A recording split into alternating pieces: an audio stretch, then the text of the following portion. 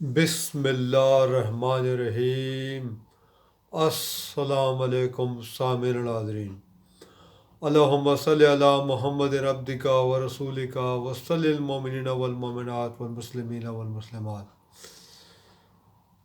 سامعین الحاضرین، آپ اس ویڈیو کو دیکھ رہے ہیں، اس کا مطلب ہے کہ آپ کو ہیلتھ سے متعلق معلومات میں دلچسپی ہے۔ تو اگر آپ چاہتے ہیں کہ آپ کو آئندہ بھی اس قسم کی ویڈیوز ملتی رہیں تو پلیز ہمارے چینل کو سبسکرائب کریں۔ تو چلیے ناظرین، آج کی اس نشست میں ہم جس ٹاپک پہ بات کریں گے وہ ہے جناب ہسٹری کا مرض۔ اس مرض کو شروع میں اطباء کے نزدیک صرف عورتوں کا مرض سمجھا جاتا تھا، لیکن اب طب نے ریسرچ کے بعد یہ بات اخذ کی ہے کہ نہیں، یہ وہ مردوں میں بھی ہو جایا کرتا ہے۔ اس مرض کی ابتدائی علامات کیا ہوتی ہیں؟ سامعین ناظرین، یہ مرض جو ہے یہ اعصاب کا مرض ہے، اور نظام عصبی کے افعال میں فتور واقع ہو جانے سے یہ مرض ہو جایا کرتا ہے۔ یہ مرض، جیسا کہ میں نے آپ کو پہلے بھی بتایا کہ یہ مرض اب صرف عورتوں تک محدود نہیں ہے، بلکہ مردوں میں بھی یہ مرض دیکھنے میں آ رہا ہے۔ قدیم اطباء کا خیال تھا کہ یہ مرض عورت کے رحم میں خرابی کی وجہ سے پیدا ہوتا ہے، اس لیے انہوں نے اس کو اختناق رحم کا نام بھی دیا تھا۔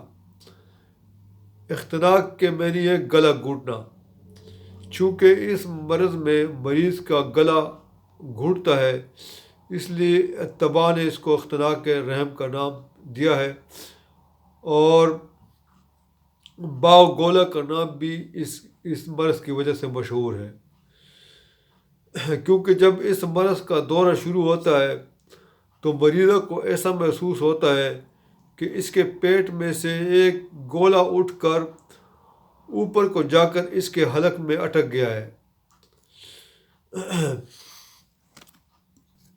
سامعین ناظرین، جیسے کہ میں نے آپ کو پہلے بتایا کہ قدیم اطباء جو تھے، حکماء حضرات، وہ یہ سمجھتے تھے کہ یہ ان عورتوں میں یہ مرض ہوتا ہے جن کی رحم میں کوئی خرابی ہوتی ہے، لیکن اب حکماء اور دیگر اطباء اس ریسرچ پر پہنچ چکے ہیں، اور ان کی طب کا یہ نتیجہ ہے ریسرچ کا کہ نہیں، یہ ان عورتوں کو بھی ہو جایا کرتا ہے جن کو رحم کی کوئی خرابی نہیں ہوتی، بلکہ جن میں رحم کا سرے سے وجود ہی نہیں ہوتا، ان میں بھی یہ مرض ہو جایا کرتا ہے۔ نیز عصبی مزاج کے مردوں میں بھی یہ مرض ہو جایا کرتا ہے۔ اس مرض میں کسی عضو میں کوئی خاص نقص نہیں ہوا کرتا، بلکہ نظام عصبی کے فعل میں عارضی نقص واقع ہو کر اس مرض کا دورہ ہو جایا کرتا ہے۔ اس مرض کی ابتدائی علامات کیا ہوتی ہیں؟ مریضہ کو ایسا معلوم ہوتا ہے کہ اس کے پیٹ میں سے ایک گولا اٹھ کر اوپر کو جاتا ہوا گلے میں اٹک گیا ہے۔ اس کو نگلنے کی وہ کوشش کرتی ہے اور اس کا دم گھٹنے لگتا ہے۔ یہ تکالیف جلد ہی دور ہو جاتی ہے، اور مریضہ کو تھوڑا سا سر میں درد اور گردن میں سختی محسوس ہوتی ہے، ڈکار آتے ہیں اور شکم پھول جاتا ہے، دل دھڑکتا ہے، اور پیشاب پتلا اور بکثرت خارج ہوتا ہے، اور اس کو ہول دل کی شکایت رہتی ہے۔ یہ ابتدائی ہسٹری کی علامات ہیں۔ اگر شدید ہسٹری ہو تو اس میں مریضہ چیخ و پکار کرنے لگتی ہے یا زور سے ہنسنے لگتی ہے، اور اس کو ایسا محسوس ہوتا ہے کہ ایک گولا پیٹ میں سے اٹھ کر حلق کو جا رہا ہے، اور جو ہی وہ گولا حلق تک پہنچتا ہوا معلوم ہوتا ہے، وہ بے ہوش ہو کر زمین پر آہستہ سے گر جاتی ہے۔ بغور مشاہدہ کرنے سے ایسا معلوم ہوتا ہے کہ مریضہ بالکل بے ہوش نہیں ہے، بلکہ اندرونی اس کو ہوش ہے۔ یہی وجہ ہے کہ گرتے وقت وہ آہستہ سے گرتی ہے تاکہ اس کو چوٹ نہ آئے، اور نہ ہی مرض سوتے سوتے ہوتا ہے اور نہ ہی اس وقت جب کہ اکیلی ہوتی ہے۔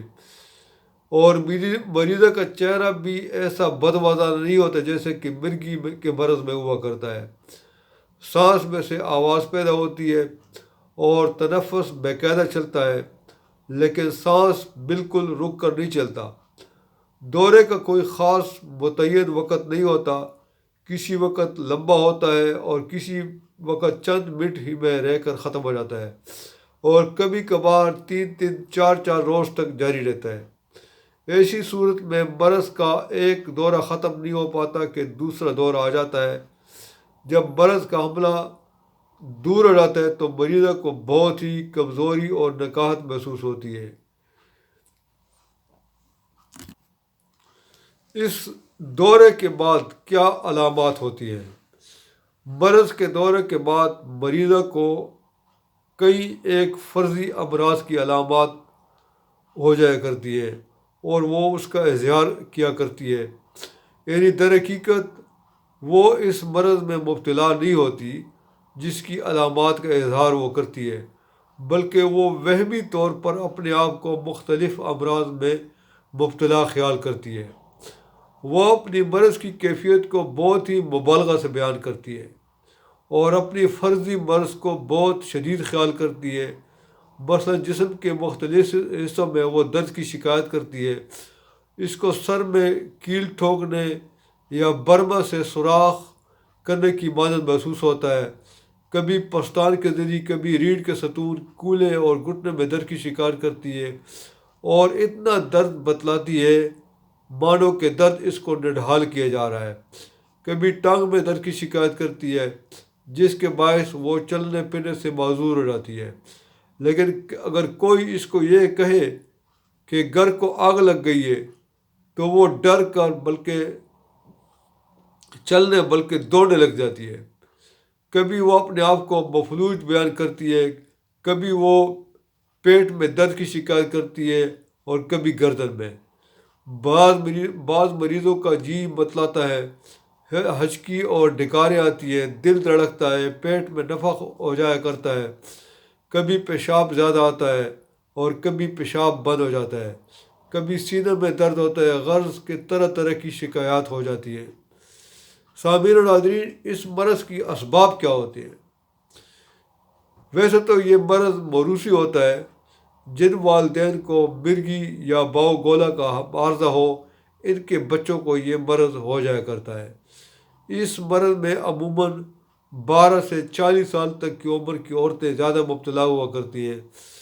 مستورات میں حیض کی خرابی، مثلاً حیض کا تکلیف سے آنا یا بند ہو جانا، شہوانی خیالات و خواہشات کا غالب ہو جانا، عیش و عشرت کی زندگی بسر کرنا، عشقیہ قصے کہانیاں ناولوں کا پڑھنا، رنج و غم کا رہنا، فکر و تردد، غم، غصہ و خوف، عشق میں ناکامی و بدنامی، نفع خشک اور دائمی قبض، یہ سب اس کے اسباب ہیں۔ مردوں میں جلک و مشزنی اور بکثرت دماغی محنت کرنا، بے خوابی وغیرہ اس کے اسباب ہوتے ہیں۔ یہ تو ہوگی سامعین و ناظرین اس مرض کی علامات اور اسباب۔ اب میں آپ کو اس مرض اگر کسی کو ہو تو اس کے لیے میں آپ کو ضروری ہدایات بتا رہا ہوں کہ آپ نے پھر کیا کرنا ہے۔ سامعین و ناظرین، اگر خدا نخواستہ اگر کسی کو یہ مرض یہ دورہ پڑ جائے تو آپ نے مریضوں کو فوراً ہوادار کمرے میں لٹانا ہے اور اس کی گردن اور چھاتی کو ڈھیلا کر کے اس کے چہرے پر سرد پانی کی چھینٹیں مارنی ہے اور سر کے نیچے سرہانہ رکھ دینا ہے تاکہ سر قدرہ اونچا رہے۔ کلوروفارم یا ایمیلیم نائٹریٹ سنگھانے سے یا کیمفر کا ایک قطرہ مصری یا پوٹاشیم میں ڈال کر 5 منٹ کے بعد منہ میں رکھنے سے اکثر دورہ مرض رفع ہو جایا کرتا ہے۔ ابتدا میں جب مریضہ ہاتھ پاؤں مارنے لگے اور بے ہوش ہو جائے یا تو خوف زدہ نہیں ہونا چاہیے، کیونکہ یہ چندہ فکر کی بات نہیں ہوتی، اور جب مریضہ بے ہوش ہو جائے تو اس کے ارد گرد کھڑے ہو کر ہمدردی کی گفتگو مت کریں، کیونکہ ایسا کرنے سے اس کی تکلیف میں اضافہ ہوتا ہے۔ چونکہ ہسٹریا کا مریض مکمل طور پر بے ہوش نہیں ہوا تھا، اس لیے اس کے ارد گرد جو گفتگو کی جاتی ہے وہ اس کو سمجھتی ہے۔ بعض اوقات خیصۃ الرحم یا فہم معدہ کے مقام پر دبانے سے درد رفع ہو جایا کرتا ہے۔ اگر مریضہ کے جسم میں درد ہو تو اس کو مالش کرے۔ تو سامعین ناظرین، یہ اس مرض میں ضروری ہدایات ہوگی۔ اب میں آپ کو اس کے لیے ہومیوپیتھک کا جو زبردست ایک کمبینیشن ہے وہ میں آپ کو بتانے والا ہوں، آپ اس کو نوٹ فرما لیں۔ آپ نے کرنا کیا ہے کہ آپ نے اگنیشیا، کالیفاس، ایسا فوٹیڈا اور ماسکس، یہ چاروں میڈیسن 30 پوٹنسی میں ہم وزن ملا کر دورے کی حالت میں ہر 5 منٹ کے بعد یا ویسے نارمل حالت میں دن میں 3 مرتبہ اس کا استعمال کرائیں۔ اور ہومیوپیتھک ادویات کو آپ نے کچن میں نہیں رکھنا، دھوئیں اور خوشبو سے دور رکھنا ہے۔ اور ہومیوپیتھک ادویات کو آپ نے استعمال کرنے سے آدھا گھنٹہ پہلے اور بعد میں آپ نے کوئی چیز استعمال نہیں کرنی۔ اور آپ نے کوئی بھی دوائی یا کھانے پینے کی چیز استعمال کرتے ہوئے اول و آخر 3 مرتبہ درود شریف اور 3 مرتبہ سورہ قدر اور 3 مرتبہ سورہ کوثر دم کر کے بسم اللہ کے ساتھ ملا کر آپ نے یہ پڑھنی ہے۔ دم کر کے اس کے بعد آپ نے وہ چیز استعمال کرنی ہے یا کرانی ہے۔ تو سامعین ناظرین، امید ہے کہ آج کی ویڈیو آپ کو پسند آئی ہوگی۔ انشاءاللہ تعالیٰ اگلی ویڈیو میں دوبارہ حاضر ہوں گے، تب تک کی اجازت دیجیے، اللہ حافظ۔